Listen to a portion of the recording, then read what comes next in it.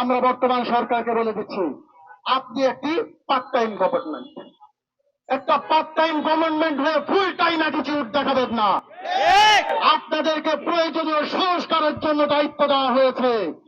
বাংলাদেশের সার্বভৌমত্ব স্বাধীনতাকে হুমকির মুখে ফেলে দেওয়ার জন্য ক্ষমতায় বসানো হয় না। প্রিয় বন্ধুগণ, জাতিসংঘের মানবাধিকার সংস্থা শুনতে খুব মজা লাগে, মিষ্টি মিষ্টি কথা বলে, মানুষের অধিকারের কথা বলে।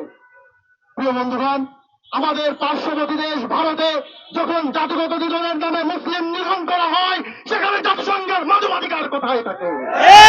কাশ্মীরের মুসলমানদেরকে দুনিয়ার মধ্যে যাকে বলা হয় হেভেন অফ দ্য আর্থ, তাকে হেল অফ দ্য আর্থ বানিয়ে রাখা হয়েছে। সেই দুনিয়ার জাহান্নাম খ্যাত কাশ্মীরের মানবাধিকার সংস্থা কোথায়?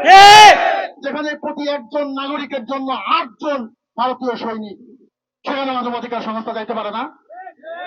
আমরা যখন দেখি আমাদের পার্শ্ববর্তী দেশ বার্মায়, মায়ানমারে কিভাবে রোহিঙ্গাদেরকে মেরে কেটে নদীতে ফাঁসিয়ে দেওয়া হয়েছে, ধর্ষণ করা হয়েছে, তখন আপনাদের মানবাধিকার কোথায় ছিল? প্রিয় বন্ধুগণ, বলে না যে মদ খাইলে কিছু উপকার আছে, সিগারেট খাইলেও কিছু উপকার আছে। মদ খাইলে টেনশন মুক্ত হয়, কিন্তু কলিজা নষ্ট হয়ে যায়, চরিত্র নষ্ট হয়ে যায়।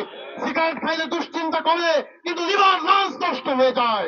মানবাধিকার সংস্থা আমাদেরকে বলবে তোমাদের অধিকারের জন্য আমরা কথা বলবো।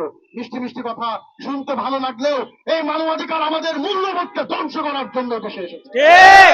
মানবাধিকার সংস্থার অফিসে যদি আপনারা যান, সেখানে দেখবেন তারা বলেছে আমার office works to protect the human rights of LGBTQ people.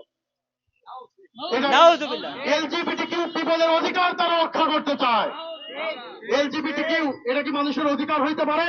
না, এটা একটা ক্রিমিনাল অ্যাক্টিভিটিস। আপনি একটা ক্রিমিনালকে বলছেন তোমার অধিকার রক্ষা করতে চায়। আপনি মানবতার দুশ্মন, আপনি মানুষের দুশ্মন, সব পৃথিবীর দুশ্মন। আচ্ছা বলেন তো ভাই, কমন সেন্স দিয়ে বলেন, যদি পৃথিবীতে এলজিবিটিকিউ এর অধিকার রক্ষা হয়, পৃথিবী থাকবে না? হ্যাঁ ভাই, প্রোডাক্টিভিটি যদি না থাকে, জনগণ যদি জন্ম না নিতে পারে, পৃথিবী ধ্বংস হয়ে যাবে। আপনারা মানবাধিকারের নামে পৃথিবী ধ্বংসের মিশনে নেমেছেন। আপনারা বলতে পারেন যাদের মধ্যে বিকৃতি চিন্তা, বিকৃতি যৌন চাহিদা আছে, তাদের চিকিৎসা সেবা আমরা দিব।